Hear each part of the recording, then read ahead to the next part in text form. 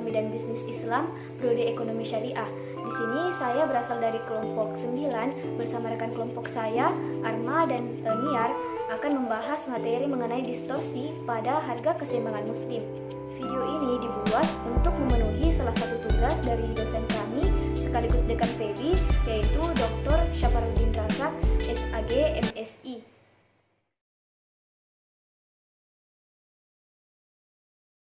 Assalamualaikum warahmatullahi wabarakatuh. Saya selaku pemateri pertama akan membawakan materi mengenai distorsi pada harga keseimbangan muslim. Distorsi pada harga keseimbangan muslim sebagaimana telah disebutkan dalam Al-Quran surah An-Nisa ayat ke-29 yang artinya, wahai orang-orang yang beriman, janganlah sebagian di antara kamu memakan atau mengambil harta milik orang lain sebagian di antara kamu dengan cara yang tidak benar atau batil, kecuali dengan perniagaan atas dasar kerelaan yang telah disepakati di antara kamu. Dari arti ayat tersebut menunjukkan bahwa Allah Subhanahu wa taala melarang kita untuk mengambil harta milik orang lain. Namun diperbolehkan dengan cara perniagaan atas ridhonya, yakni atas dasar pemilihan bukan dengan pemaksaan. Dengan demikian, maka penentuan harga keseimbangan muslim ditentukan atas kekuatan permintaan dan penawaran, sebagaimana telah dijelaskan pada subbab sebelumnya. Namun demikian, pada harga keseimbangan pasar sering mengalami banyak gangguan. Gangguan tersebut karena adanya distorsi pasar. Distorsi pasar di sini terdiri atas dua, yaitu distorsi pasar disengaja dan distorsi pasar yang tidak disengaja. Distorsi pasar yang disengaja terdiri dari beberapa bagian. Distorsi pasar yang disengaja yaitu adanya manipulasi pasar. Misalnya rekayasa permintaan muslim, rekayasa penawaran muslim, takdil dan takrir. Sedangkan distorsi pasar yang tidak disengaja yaitu adanya bencana alam. Bencana alam di sini misalnya kenaikan harga pangan yang semakin meningkat karena terjadinya bencana alam. Jika hal tersebut terjadi, maka pada harga keseimbangan muslim tidak akan bertahan lama, maka dilakukannya lah intervensi pada pasar. Pembahasan selanjutnya yaitu mengenai manipulasi pasar.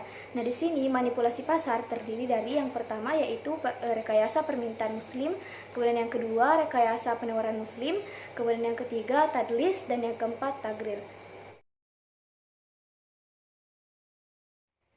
Nah, tadi terdapat beberapa bentuk manipulasi pasar. Nah, yang akan dibahas pertama yaitu rekayasa permintaan muslim. Nah, rekayasa permintaan muslim atau yang biasa disebut dengan bai najasi merupakan permintaan palsu yang dibuat oleh produsen kepada konsumen dengan menyatakan bahwa banyak permintaan terhadap barang yang mereka jual. Kemudian harganya pun dinaikkan. Nah, hal ini tentunya sangat dilarang di dalam agama Islam karena terdapat unsur penipuan di dalamnya, yang dimana seorang produsen kemudian bekerja sama dengan pihak yang tidak benar-benar ingin membeli barang mereka untuk kemudian melakukan permintaan palsu agar harganya dapat dinaikkan. Kemudian yang akan dirugikan adalah pihak yang benar-benar ingin membeli barang tersebut. Nah, selanjutnya yaitu rekayasa penawaran muslim. Nah, rekayasa penawaran muslim terdapat dua. Yang pertama yaitu ihtikar dan yang kedua talaki rukban. Nah, ihtikar di sini maksudnya yaitu seseorang melakukan penjualan barang dengan jumlah yang sedikit, kemudian menahan barang yang lainnya untuk kemudian dinaikkan harganya dan mendapatkan keuntungan yang lebih. Nah, tentunya hal ini diharamkan di dalam Islam, sebagaimana hadis yang artinya Rasulullah SAW bersabda, ketika seorang pedagang mendengar harga murah, ia akan merasa susah, dan ketika mendengarkan harga yang mahal, ia akan merasa senang. Seburuk-buruk hamba ialah mereka yang melakukan ihtikar, yaitu ketika Allah menetapkan harga murah, ia akan merasa susah, dan ketika Allah menetapkan harga tinggi, ia akan merasa senang. Nah, kemudian yang kedua tadi yaitu talaki rukban. Nah, talaki rukban di sini maksudnya yaitu mencegah barang yang lain untuk masuk ke dalam pasar dan mencegah pihak lain untuk mengetahui harga yang sedang berlaku di dalam pasar.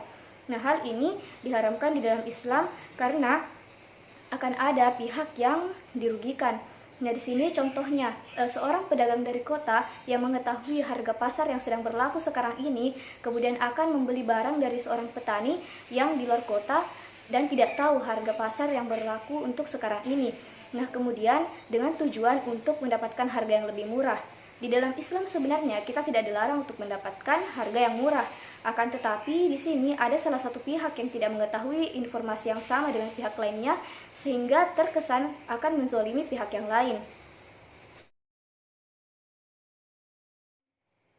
Baik, selanjutnya yaitu tadlis. Nah, menurut Islam, pasar yang ideal adalah ketika seorang pembeli dan seorang pedagang memiliki informasi yang sama. Nah, ketika misalnya terjadi informasi yang berbeda antara pihak penjual dan pembeli, maka tentunya akan ada pihak yang dirugikan. Nah, dengan kata lain, misalnya ketika seseorang memiliki informasi yang lebih dibandingkan dengan orang lain atau orang lain memiliki informasi yang kurang dibandingkan dengan orang lainnya, maka tentunya akan terjadi kecurangan dan akan terjadi kerugian yang menyebabkan salah satu pihak akan merasa dicurangi. Nah, hal inilah yang dikatakan dengan tadlis. Nah, tadlis di sini terdiri dari 4 macam, yang dimana yang pertama yaitu tadlis terhadap kuantitas, kemudian yang kedua tadlis terhadap kualitas, kemudian yang ketiga tadlis terhadap harga, dan yang keempat yaitu tadlis terhadap waktu. Nah, jenis tadlis yang pertama yaitu tadlis dalam hal kuantitas. Nah, tadlis dalam hal kuantitas di sini misalnya ketika seorang pembeli ingin memesan barang dengan jumlah 1 kontainer, tetapi dia tidak mengetahui berapa jumlah sebenarnya ketika memesan barang dengan jumlah 1 kontainer tadi. Nah, kemudian penjual memanfaatkan keadaan ini dengan mengurangi jumlah barang dalam pesanan tersebut karena si pembeli tidak mengetahui berapa jumlah sebenarnya dalam pesanan tersebut.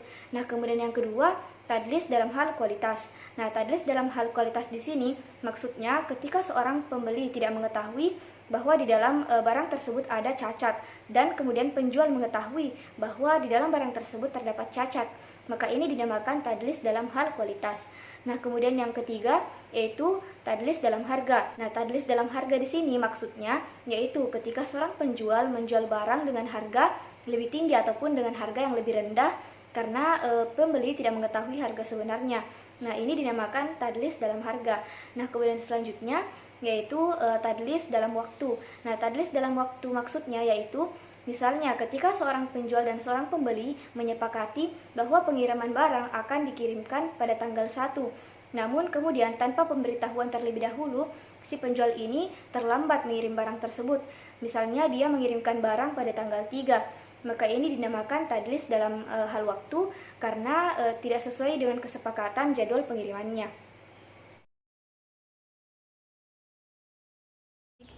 Bismillahirrahmanirrahim. Sebelumnya perkenalkan, nama saya Arman. Langsung saja saya akan melanjutkan materi berikutnya yaitu tagrir. Tagrir adalah melakukan suatu perbuatan tanpa pengetahuan yang cukup atau mengambil resiko dari suatu perbuatan yang mengandung resiko tanpa mengetahui akibatnya secara pasti. Nah, tagrir di sini terbagi atas 4. Yang pertama tagrir dalam kuantitas, yang kedua tagrir dalam kualitas, yang ketiga tagrir dalam harga, dan yang terakhir tagrir dalam waktu. Nah, yang pertama tagrir kuantitas. Tagrir kuantitas di sini adalah adanya ketidakpastian kuantitas dari suatu transaksi. Misalkan ada seorang petani yang belum memanen padinya kemudian bersepakat menjual padinya kepada pedagang seharga 1.500.000. Nah, di sini karena padinya belum dipanen, jadi kita belum mengetahui seperti apa kuantitas dari padi tersebut. Kemudian yang kedua yaitu tagrir dalam kualitas atau adanya ketidakpastian kualitas dalam suatu transaksi, misalkan menjual anak sapi yang masih ada dalam induknya. Kemudian yang ketiga yaitu tagrir dalam harga, artinya adanya ketidakpastian dari jenis harga dan barang dalam satu transaksi. Misalkan terdapat 2 transaksi yang berbeda dengan jumlah yang berbeda, contohnya saja cash dan kredit. Kemudian yang terakhir yaitu tagrir dalam waktu, artinya terdapat ketidakpastian penyerahan waktu dari suatu barang. Materi selanjutnya yaitu bencana alam. Bencana alam adalah suatu kejadian yang disebabkan oleh alam, misalkan saja gempa bumi, longsor, erupsi gunung Merapi, dan lain sebagainya. Nah, dari bencana alam ini banyak menimbulkan kerugian bagi masyarakat yang berada di daerah tersebut. Nah, efek dari kerugian bencana alam tersebut yaitu meningkatnya permintaan untuk memperbaiki kerusakan-kerusakan yang terjadi yang diakibatkan dari bencana alam tersebut. Materi selanjutnya yaitu intervensi pasar, di mana bencana alam ini dapat mempengaruhi perubahan permintaan dan penawaran. Oleh karena itu, kebijakan yang harus ditempuh yaitu dengan melakukan intervensi pasar untuk mengembalikan harga keseimbangan muslim, misalkan saja dengan cara menambah persediaan barang-barang yang ada di masyarakat.